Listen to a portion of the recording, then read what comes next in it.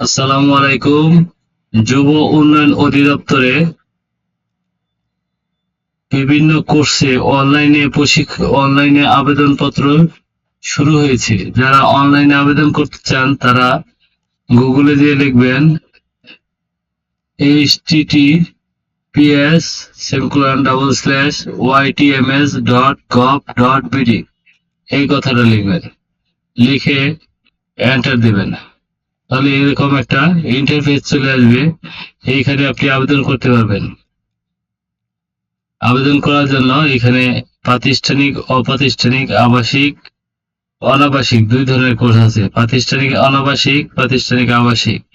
যেমন গবাদি পশু, হাঁস মুরগি পশুপালন, এটা প্রাতিষ্ঠানিক আবাসিক। এইখানে ক্লিক করবেন, করে দেখেন এখানে এগুলো আবাসিক কোর্স সব। গবাদি পশু, হাঁস মুরগি পশুপালন, মৎস্যচাষ, চিকিৎসা, এটা ক্লিক করবেন। করে এখানে একটা ছবি আপলোড দেবেন। ছবিটা হবে 300x375 মেগাপিক্সেল এবং 100 কিলোবাইটের মধ্যে। এইখানে আপনি বিভাগ নির্বাচন করবেন, আপনার যে বিভাগ।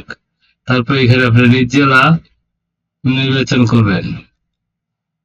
নির্বাচন করলেই দেখেন এই কোর্সে এই অর্থ বছর মেয়াদ এগুলো অটোমেটিক চলে আসছে। এইখানে আপনি ইংলিশে লিখবেন, জাতীয় পরিচয়পত্র অনুযায়ী এখানে লিখবেন, পিতার নাম লিখবেন, মাতার নাম লিখবেন বাংলা এবং ইংলিশে।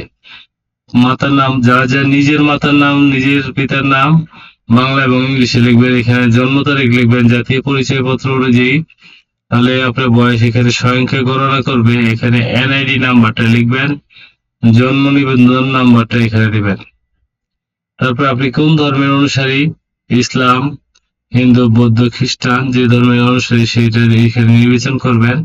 তারপর আপনার বর্তমান ঠিকানা, বর্তমানে আপনি কোথায় আছেন। বর্তমানে আপনি ময়মনসিংহে আছেন বিভাগে, জেলায় আছেন ধরেন জামালপুর, এইখানে থানা আছে বকশীগঞ্জ।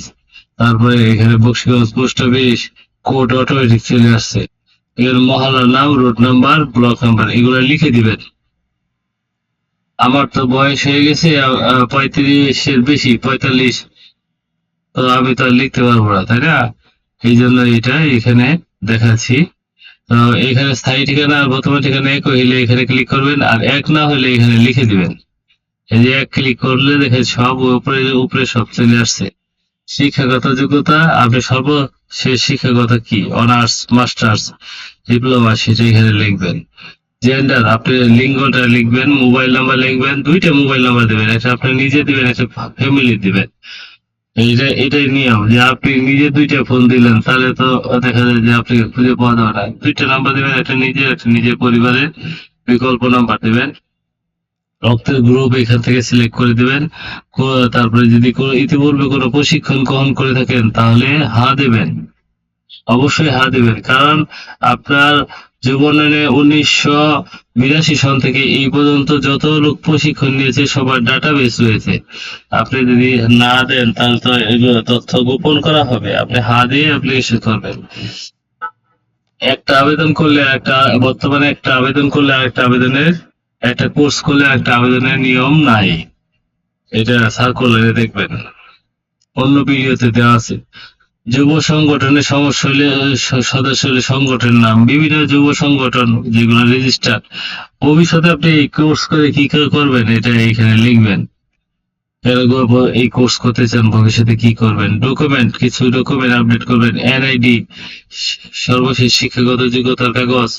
তারপরে অন্যান্য ডকুমেন্ট যদি কিছু দিতে চান দেবেন। তারপরে আপনার সিগনেচারটা স্ক্যান করে কিংবা ছবি তুলে এই জায়গায় 100 কিলোবাইটের মধ্যে 300x80 পিক্সেলের মধ্যে এটা কি আপলোড করবেন।